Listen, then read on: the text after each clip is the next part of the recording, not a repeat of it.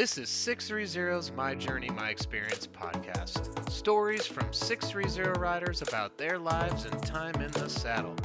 I'm your host, Dustin Geiger. Okay, welcome again to this week's My Journey, My Experience podcast. And today we are joined by another loyal 630 rider, Kathy Poole.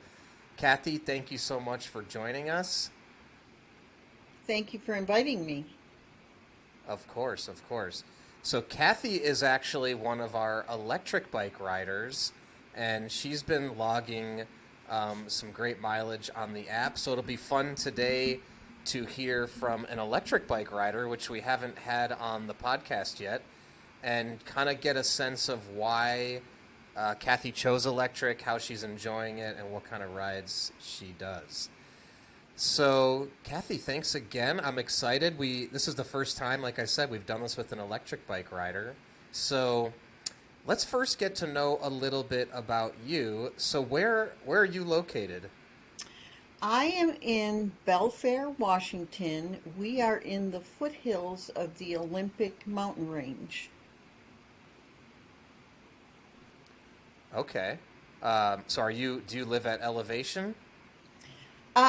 I am not, we're near the bottom. We're only at about 500 feet elevation. We're not real high. Okay, gotcha. And you were just telling me before we started that you guys have had kind of spotty weather. So have you had a lot of rain frequently, or? It's been very rainy and windy and cold. Unusually, we've set all kinds of records, not in a good way this year. Our average temperature, spring temperature, was only like 52. So it's been very cool and Wow. wet. Yeah, it's been tough. What's the temperature typically, would you say? It should be in the mid 70s. Oh, wow. So that's a pretty drastic change there. Very drastic and very disappointing because we haven't been able to ride as much as we thought we would. Yeah, no, absolutely. Well, it seems like not just in Washington, but in other parts of the country, it's been a very mild spring. In California here too, but we're getting some heat now, so maybe that'll come your way. I hope so. So, okay, just to get to know you a little bit more and so everyone knows you a little better at home, do you mind telling everyone sort of your age and your height, and then we'll dig in a little bit more to your riding habits? Okay, I am 73 and I am 5'4". 5'4", perfect. Okay, so take us back now to, if you can remember, do you have any sense of when you started riding a bike, at how old, and Oh what my kind of bike it goodness. was? Sure, a tricycle when I was a young girl, little kid. Um, when I rode bikes growing up, there weren't, we didn't even have speeds on our bikes. We had coaster brakes, no speeds. I have never ridden a bicycle with speed until now. Oh, really? So you never had a bicycle with gears at all? Correct. I had no clue what to do with them. My daughter had to teach me how to use those gears. Okay, interesting. So then tell me a little bit about, when did you buy your 630 bike? I bought my 630, my current 630, in August of 2021. Um, I had, this is sort of a silly story. My daughter rides motorcycles and son-in-law, and I've always loved motorcycles and wanted to ride one and decided I'm just too old to learn to ride a motorcycle now. So where we live, because of the elevation, the hills, the mountains, I couldn't ride a regular bike, not at my age. So I started researching electric bikes.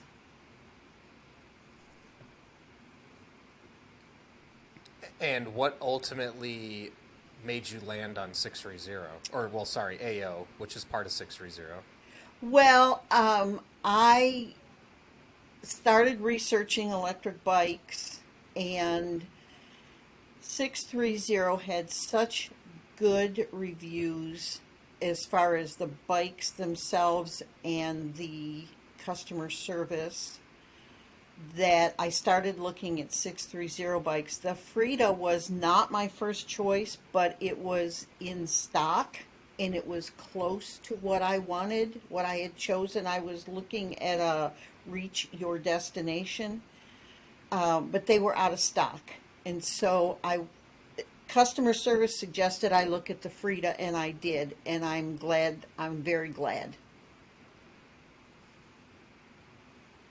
Now, prior, and just so everyone knows, she ultimately chose the AO Frida 500 watt e-bike, which is very similar to the Every Journey 500 watt electric bike.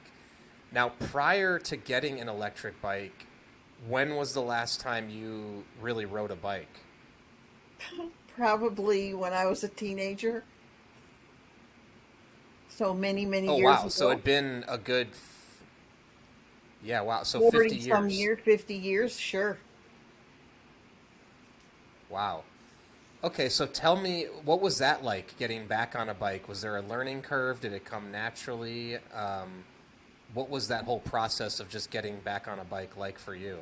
It was scary, and it was a learning curve. I felt very wobbly and unsteady at first. It took me several, probably short rides, like not more than a mile. I couldn't turn. I was afraid. I was afraid to turn. I was afraid to do anything other than just ride straight and stop and then turn the bike around and then get back on it and ride. It took me probably a couple weeks to feel confident. So when you were getting back on, were you literally just kind of riding in a straight line and not turning at all? Correct. I was afraid to turn. I was scared to death. Yeah. No, I'm actually just kind of curious to understand your process because this is actually a pretty common occurrence that I hear from a lot of people in your same age range that have been off the bike for 30, 40 years. And so I'm really curious, and I think everyone else would appreciate I'm trying to understand that process. So step one was get back on the bike and really just ride in a straight line, which I'm assuming just got you comfortable balancing, being back on two wheels, that sort of thing. Correct. I was just worried that I was going to tip over and fall off. I mean, it was scary. It truly was. Yeah. And you were wearing a helmet, though, I assume, Oh yes. the Oh whole time? yes. Yeah. Yes. Absolutely. Yeah. And so from there, 1 mile, you said it took a couple weeks. And then after that, was it like, after those few weeks, were you just ready to go? You jumped back in and you felt comfortable? And again, when I first did it, I didn't know. I'd never had a bike with gears. I don't know what gear it was in, but whatever gear it was in is what I rode. I didn't try to change gears. I didn't even use the battery. I was just trying to get used Oh, to okay. riding the bike. So after a week or so, then we put the battery in. I still didn't use it, but it was there. And my daughter, one of our daughters, taught me how to shift and explained to me. She got on a mountain bike she has and rode with me and said, "Look, this is why I'm changing gears. This is what happens when I do." And then I started using the gears. But so when you initially got on, you were not using the electric motor or the assist at all for the first couple weeks. Correct. And then you got comfortable using the actual speeds, which so everyone knows, the speeds actually have nothing to do with the mechanical, the electrical element of it. So you got comfortable with the gears and shifting. Is that right? That's right. And then after that, then I started to use the battery and the throttle assist. And I learned Got it. it took me a few rides to figure that out also to do it. You know, I watched a lot of your YouTubes and figured out I don't use the throttle assist very much, only when I'm just first starting out because I'm starting out on a hill. And so I just to start the bike I use it, but then I don't ever use it again really. You'll leave it in just pedal assist after that. Correct. Mostly. It depends on what, if I'm on a flat surface, I just shut it off, honestly. But if I'm on hills, which I usually am, then I leave the pedal assist on. And what level of pedal assist do you find yourself keeping it in? One. I never go higher than one. I just don't need to. Mm-hmm. And Unless do I'm you on feel a, like that still gives you kind of ample? it does, and I say that we've got a couple of very, very steep hills, and so I will put it in two just to give myself a little oomph to get up that hill. But I mostly do it by changing gears. Got it. Got it. So yeah, so you're finding pedal assist level 2 is enough power for what you need to do, and even on the steep hills. Yeah, and I seldom use two. I try only to use one. It's just a personal, I want to be able to do it without using all that assistance. Yeah, yeah, yeah. So you still get the exercise. Yeah. Right, right. Now my husband rides with me, and he Now, always uses. so interesting. Oh, he always uses it. Yeah, Now, your husband has a 630 too, right? he Or certainly does. He has the reach your destination. okay, and the 500 watt as well, right? Yes, yes. Well, yeah. Well, one thing I wanted to go back to, which is interesting, is when you started riding the electric bike, you didn't put the battery in, correct? So you were Correct. riding it as a regular bike without the battery attached to the bike. Got Correct. it. Yeah, I think that's an interesting thing too, because that really is the beauty of our style electric bike and some electric bikes in general, where you can pull that battery out, reduce the weight of the bike, and it's very much going to ride like a regular bike. And so I'm assuming from your experience without the battery, it just felt like a regular bike to you. It True? did, and honestly, the reason I didn't put in, I was afraid I was going to crash and ruin and break it. So I didn't want to have that battery in. Yeah, yeah, yeah. So one thing I'm also curious about is in level 1 or level 2, do you still feel like you're getting a workout, even with I using a little pedal assist? I do because of the terrain we're in. We are seldom on a level surface. So, and when these are some pretty good sized hills. Um, so yeah, I still feel like and that's one of the reasons I leave it in pedal assist one is because I still want to feel like I'm getting some exercise. Absolutely.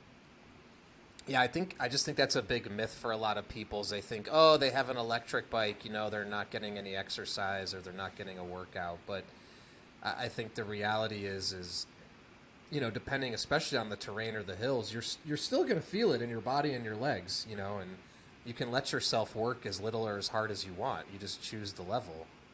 And I think that to me is the beauty and the attraction to the electric bike. Honestly, I seriously could not ride just a regular bike here. Not very far, not very much, because of the hills. Yeah. Absolutely, yeah. Well, that's amazing. So you took 40, 45 years off, jumped back into riding, and you come out of the gates, get an electric bike, a 630 electric bike, and sort of relearn to ride a bike, before you turn the electric on, get comfortable on it, then boom, you're off and running with the electric. So now here we are, about a year later, since you got your e-bike. How frequently do you typically get out weather bearing? Weather bearing, we'll go every day if we can. We've got our routine is after lunch, we get on our bikes and we ride.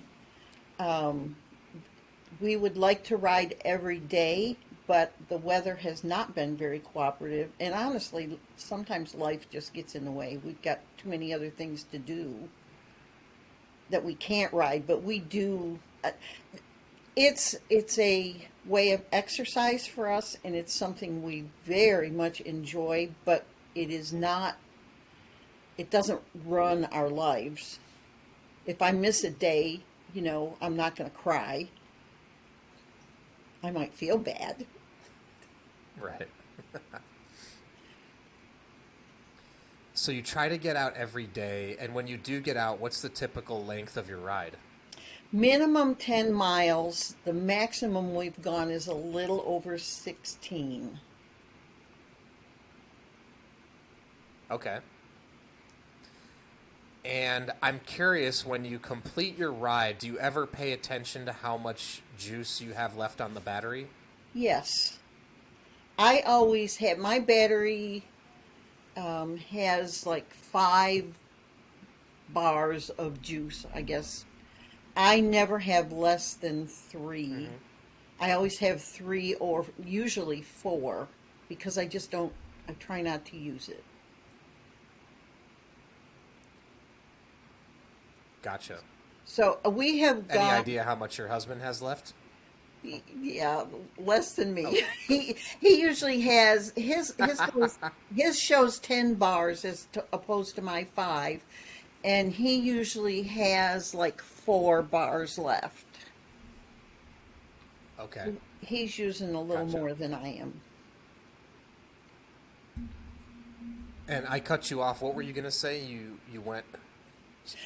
We have gone, considering the hills we do, and when we went, it was over 16 miles, like 16 3/4, I think. I still had, at that day, I had 3 bars on my battery left, and I will tell you, that ride was pretty much all up and downhill. There was no level surface. Wow. And these are you're logging these rides on the app too? Yes. Yeah, we do. So if you're curious to see any of Kathy's rides, you can find her on the app also. And if you don't have the app, download it. The 630 Ride Tracking app. It's a great place to see how others are riding, share your rides, and track your rides. And Kathy's been avid posting on there. So we love that app. That's great. Oh yeah? What do do. you love most about it? I'm just curious. You know what? I get a big. Well, first of all, I like seeing other people's rides, and I get a big kick out of letting the app talk to me while I ride and tell me, you've completed this mile and it's taken you this many minutes. I just get a real kick out of that. Yeah, that's great. Are you on an Apple iPhone or an Android phone? I'm just curious. An iPhone. iPhone. Got it. Great. So I'm curious then, when you go on a ride, what accessories are you bringing with you? Do you have a bag? Do you have a basket? Do you bring water? We carry water. I do not have a bag yet, but I just won a bag from you, which I'm so excited about. Um, we have, my husband has two 630 bags on his bike, so most everything goes in his. Um, we both we bought bells because we're supposed to have an audio um, a notice on our bikes in Washington. So we bought 630 bells, and we have a real interesting little thing going. He's usually behind me. He feels more comfortable there. If a car is coming, he rings his bell. So I know to make sure to stay far right and don't, swerve over or move over. We use those bells to signal each other and love those bells. We both do have cameras on our bike, rear facing cameras, so we can see what's behind us. We both of Oh, course interesting. we both of course wear helmets. We both wear a safety strap, a high visibility safety strap. We both have flashing rear lights on our bike that we make sure to put on every time. We're very cautious. No, that's great. So tell me a little bit about two things I'm curious about. The bell, is that actually a state law in Washington that you have to have like an audible notifier on your bike or e-bike?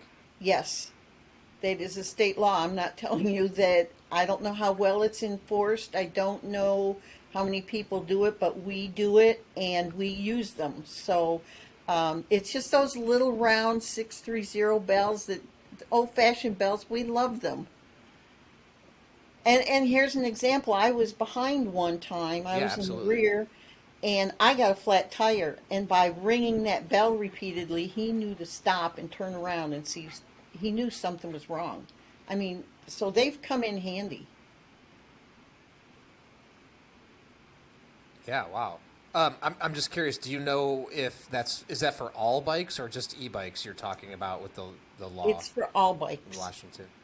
It's all All bikes, bikes. gotcha. Wow, and so you got a flat tire on your 630 or on your AO, and what did you guys do from there? Well, fortunately, we were only a few miles away from home. I He rode home quickly and got the car and came back and picked me up because it was a rear tire. If it was a front tire, he carries tubes and a tire Ah, pump, but it was the rear tire. So, and the tube had split. So we just put it in the car and brought it home. and did he do the repair at home, or you took it to the bike shop? No, he did the repair. Oh, good. Oh, that's great. So he took the rear wheel off and disconnected the motor, fixed the tube, and got it all back up and running. Yes. Yeah, he's very mechanical. So, yeah. Oh, that's amazing. No, that's great. And so you mentioned that you have the rear-facing cameras, and you have a little screen on the handlebars. Is that what it is? Yes. There's a little camera that we have mounted to the rack on the back, on the very back of the bike. And then um, the camera is on our handlebar. They're very, very handy. And I'm just curious, is that like something you bought on Amazon type Yeah, purchase? we bought it on Amazon. You know, again, we're pretty cautious. Where we ride is fairly high traffic, so we I didn't want, and again, I didn't want mirrors on my handlebars because I was afraid I was going to fall and break them. I just had this big fear when I started riding again that I was going to be falling all the time, and so I didn't want something like that. So this is on the handlebar and it's kind of on the inside. If I fell, it would still be protected. And then we both have, well, he's got one of the bags he has is the cell phone holder bag, which is what I just ordered. And then he's got one of the rear rack panniers. But I have my cell phone mounted just in a little cell phone holder right now. I got you. So what is the advantage of the camera? Because it's interesting. I belong to a lot of electric bike riding groups on Facebook, and I see a lot of other people who are buying these cameras as well. And so I'm curious, from your opinion, what's the advantage of the camera? Why do you have it, and what does it help you with while you're riding? Two things. First of all, again, the traffic. Not only do we have a lot of hills, but there's a lot of curves. And so you don't necessarily know a car is there until it's on top of you. But with these rear cameras, you can see pretty far back that a car is coming. The other thing is we actually use it to watch each other.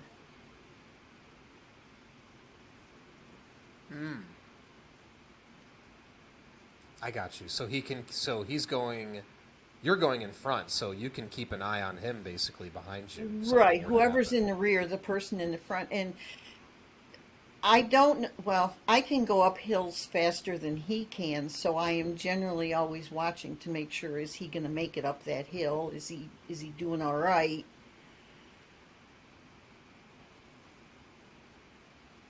Yep. Now, I'm just curious, do these cameras record also? If you were to want to watch the footage back, does it record it? No, it does not. I don't know if they make that kind or not, but that is not what we have. Okay. No, I was just curious. So it's basically just like a real rear view mirror in real time kind of deal with the camera. It's very handy having it right in very front cool. of you on your handlebar. It's very easy to look at it and still see where you're going. I just did not want mirrors or things sticking out of my handlebars. Yeah. Now, I'm curious to just hear more about the AO Frida, which is like the Every Journey Women's 500 watt. How do you like the seating position, the comfort? How does it feel on your body? When you get finished with, say, 10, 15-mile rides, how do you feel physically? I mean, I feel fine. I really do. It's very comfortable. I love the I can sit upright. I'm not leaning over the handlebar at all. I'm sitting upright. I will tell you, I did change the seat and bought a little bit more comfortable seat. I think that's just because I'm old. But I can't tell you there's anything I dislike about the bike. I do like it. It's comfortable. It's easy to get on and off, especially for me. At my age, I wanted something that was going to be comfortable to ride. I'm not looking for speed. I'm not looking, I don't want to go off-road with it. I just want to be able to get some exercise and be out in the fresh air. And where we live, it's generally very beautiful, and it's very nice to just ride. You feel like you're just casually riding. I have no aches and pains when I get off that bike. None. That's amazing. Well, regarding the seat, I'm curious. You changed seats. What led you to change the seat, and what did you want out of a different seat? It was a little uncomfortable, like bicycle seats are, and so I just bought a seat with a little bit more padding in it, and so it's just a little more comfortable. I'm just curious. Do you remember the name of the seat or the brand? I don't. I bought it on Amazon, but I can't tell you. I don't remember. I honestly don't know. Yeah, no problem. So more of a gel, cushy top kind of seat. Right. Which I totally get it. The seat is a very specific thing too. Different shapes of people, and finding the right one for each person is, it's just one of those things. So, yeah, I totally understand. So one thing I just wanted to go back to real quick. So ultimately, what led you into wanting to get a bike again? Was it just the idea of what can you and your husband do together, or was this truly exercise, or what was the exact reason why? The exact reason was I always, when younger, liked to ride a bike, and I wanted to get out and exercise a little more. Um, we have a lot of wildlife here, and so I wasn't comfortable walking by myself. I didn't know that my husband was going to want a bike. This was just for me. And so I wanted to be able to go out and get some exercise, get some fresh air. But my family did not want me walking by myself. And so we have seen bears when we've ridden. We see bears, we see coyotes, we see deer. Um, so Wow. I nobody wanted me to walk by myself, but we felt like on a bicycle that would be okay. Yeah, absolutely. So, did your husband get his bike after you got your bike? Yes, he got his 90 days later. He saw what a kick I was getting out of mine, and I actually broke down and let him ride mine once or twice. And then he said he wanted a bike. So then we decided to get him a bike. Okay, wow. So you were out there initially riding by yourself then, without him as your riding partner. Yes, I had no one. Yeah, I was by myself. And I'm just curious for him, this was his first electric bike as well? Yes, and the first time he had ridden in as many years as me, and same thing.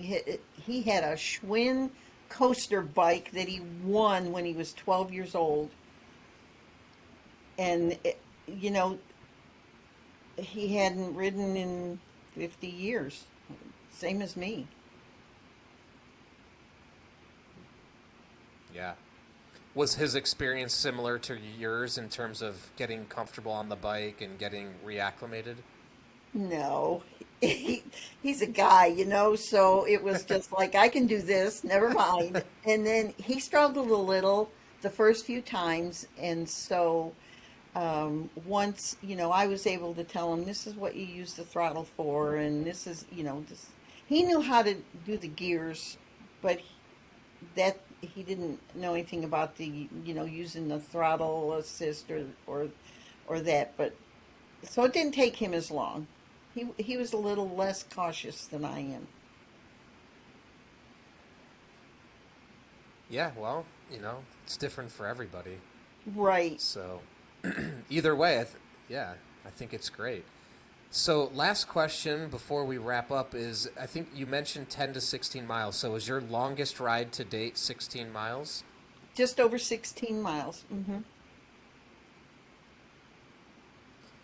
And when you do a ride of that length, do you stop or is that just 16 miles all the way through? 16 miles all the way through. And are you taking water and drinking the water while you're continuing to ride then? Yes. Wow, that's amazing. And so what does that take you on average? About an hour? A little over an hour? A little over an hour. I'm going to say an hour to an hour and a half, depending on traffic and how windy it is. If it's real windy, it's a little harder to ride. So a little over an hour.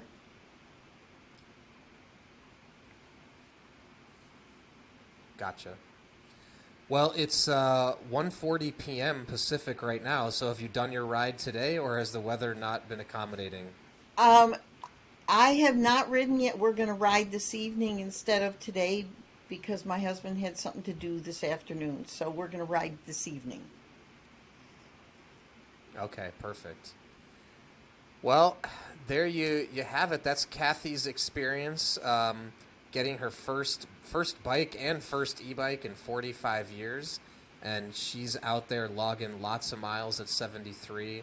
So Kathy, that's amazing. That's awesome. I'm so glad to hear that we could be a part. 630 could be a part of you getting back on a bike, and Don't forget, Kathy had the AO Frida, which is like the Every Journey, similar frame. Those are 500-watt e-bikes. And if you want to follow Kathy, download the app. You can see the ride she logs today, this evening.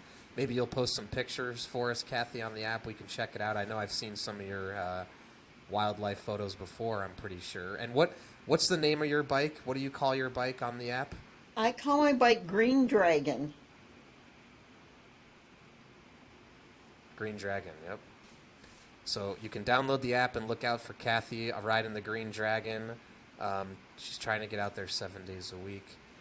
And, yeah. So thanks, Kathy, and we appreciate you being on the My Journey, My Experience 630 podcast, and look forward to seeing you log many, many more rides over the course of the next few years. Me too. Thank you.